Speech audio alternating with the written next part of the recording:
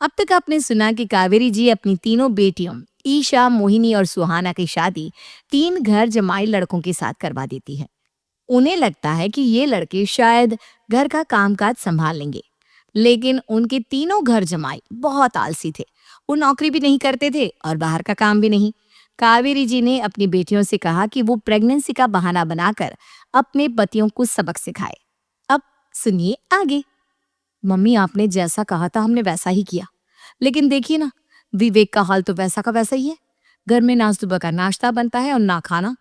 नौकरी पर जाने की बात करूं तो खाने को दौड़ते हैं मुझे। हाँ मम्मी, मैंने भी सुमित को कितनी बार कहा कि अगर नौकरी नहीं करनी तो कोई छोटी सी दुकान ही खोल लो।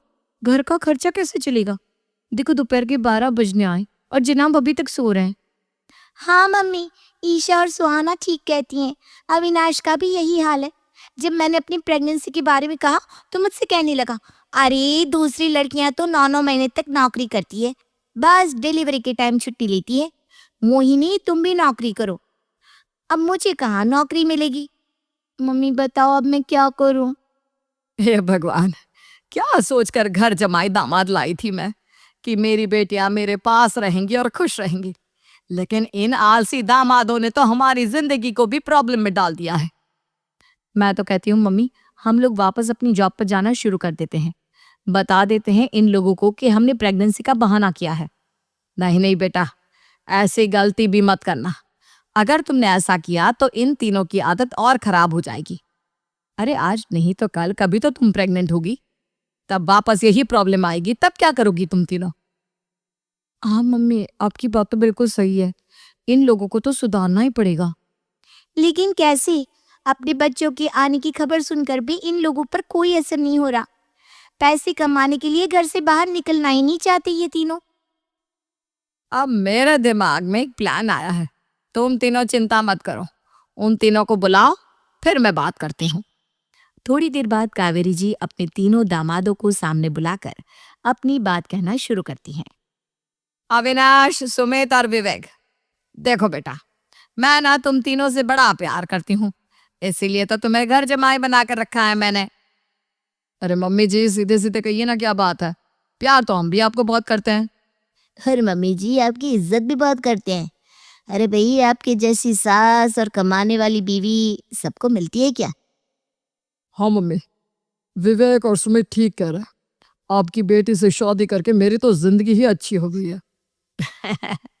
जानती हूँ मैं, और ये भी जानती हूँ कि तुम तीनों अपने अपने बीवियों से बहुत प्यार करते हो। बेटा, बात ऐसी है कि हमारे कुल गुरु ने कहा है कि प्रेग्नेंट होने के बाद मेरी तीनों बेटियां शुरू के 4 महीने हमारे गांव में जाकर रहेगी, जहां मेरे चाचा जी रहते हैं। अरे लेकिन क्यों मम्मी, गांव में जाकर रहने की क्या जरूरत है इन तीनों को? वो क्या है ना बेटा, हमारे परिवार को एक श्राप है।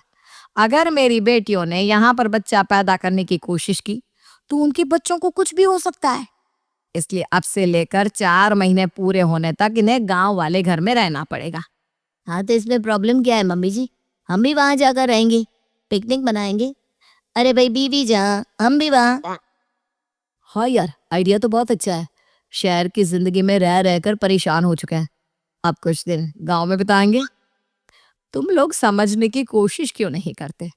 तुम में से कोई भी वहां नहीं जा सकता, और मैं यहाँ रहूंगी ना तुम तीनों के साथ। 4 महीने की तो बात है, उसके बाद ये तीनों ही लौट कर आ जाएंगी। ठीक है मम्मी जी, अब हमारे बच्चों का सवाल है तो ये तो करना ही पड़ेगा। कावेरी अपनी तीनों बेटियों को कुछ दिन के लिए घर से बाहर कहीं दूसरे शहर में रहने के लिए भेज देती है। कुछ दिनों के बाद, अरे मम्मी जी, बहुत दिन से पिज्जा नहीं खाया, मंगवाइए ना। क्या बताऊं बेटा, पहले तो बेटियां खर्चा दे देती थी क्योंकि उनकी नौकरी थी, लेकिन अब तो मेरे पास पैसे ही नहीं बचे। थोड़े बहुत पैसे हैं जो बच्चों की डिलीवरी में काम आएंगे। लेकिन मम्मी जी, आपकी बेटियों को वापस आने में तो अभी बहुत वक्त बाकी है। वही सोच सोच कर परेशान हो रही हूँ। सोच रही हूँ कल से दूध भी बंद करवा देती हूँ। अब दूध वाले को देने के लिए पैसे भी तो नहीं है ना। अरे नहीं नहीं मम्मी जी, अगर दूध भी बंद करवा दोगी तो मुझे चाय कहाँ से मिलेगी? और चाय के बिना मैं तो मर ही जाऊंगा। क्या करूं बेटा, इसके अलावा हमारे पास कोई ऑप्शन नहीं है। मेरे पास पैसे ही नहीं बचे। इस तरह कावेरी जी धीरे धीरे अपने तीनों दामादों को पैसे देना बंद कर देती हैं और घर में खाने पीने की चीजें लाना भी बंद कर देती है। अब वो तीनों बुरी तरह से परेशान होने लगे थे और इसलिए एक दिन तीनों प्लान करके घर से बाहर निकलते हैं और बाजार में जाने के बाद यार अच्छा खाना खाए हुए कितने दिन हो गए, पता नहीं कब अच्छा खाना मिलेगा। हमारी बीवियों के जाने के बाद तो हमारी हालत भिखारियों जैसी हो गई है यार। कुछ भी हो, मुझे तो आज पिज्जा खाना ही खाना है। जेब में 1 रुपया नहीं और पिज्जा खाएगा, कहाँ से आएंगे पैसे? अरे देख वहां सामने बोर्ड पर क्या लिखा हुआ है, कंप्यूटर पर काम करने के लिए एक आदमी की आवश्यकता है। भाई मैं तो जा रहा हूँ, काम करूंगा और शाम तक पैसे लाकर आराम से पिज्जा खाऊंगा। जा जा, तुझे कोई काम नहीं देने वाला, हम तो घर जा रहे हैं। चल भाई सुमित। सुमित और अविनाश वहां से चले जाते हैं और विवेक उस कंप्यूटर शॉप पर सारा दिन काम करके 5,000 रुपए कमा कर घर लौट कर आता है और अपने खाने के लिए अच्छी अच्छी चीजें भी लेकर आता है। ये देखकर विवेक और सुमित के दिल में भी कुछ पैसे कमाने की इच्छा जागती है।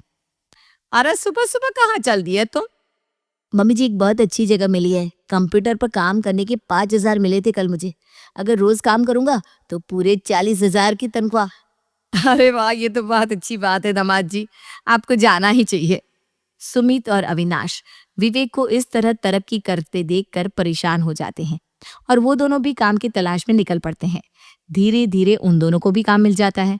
अब कावेरी के तीनों दामाद छोटी मोटी नौकरी करके अच्छा पैसा कमाने लगे थे। एक दिन कावेरी उन्हें अपने पास बुलाती है। अरे वाह, विवेक 40,000 कमा लेता है, अविनाश 60,000 और सुमित तुम भी 40,000 के आसपास कमा ही लेते हो। कुल मिलाकर तुम अच्छे खासे पैसे कमा रहे हो बेटा। हाँ मम्मी जी, बहुत मजा आता है जब महीने के एंड में मोटी रकम हाथ में आती है। पूछिए मत मम्मी जी, घर में रहकर रोटी बना बनाकर और तो जैसा महसूस होने लगा था मुझे तो। हाँ बेटा, तुम तीनों की बात तो बिल्कुल ठीक है और जानते हो अब तुम तीनों की पत्नियां भी वापस लौट कर आने वाली है। लेकिन मम्मी जी अभी तो उन्हें गए सिर्फ 2 महीने हुए हैं, आपने तो कहा था वो 4 महीने के बाद लौट कर आएंगी। ऐसा कुछ नहीं है बेटा, मैं सिर्फ तुम तीनों को सबक सिखाना चाहती थी कि आदमी घर में बैठकर बीवी की कमाई खाता हुआ अच्छा नहीं लगता। इस दुनिया में हर इंसान को मेहनत करनी चाहिए, काम करना चाहिए, चाहे वो औरत हो या आदमी, ताकि अपने परिवार को संभाल सके।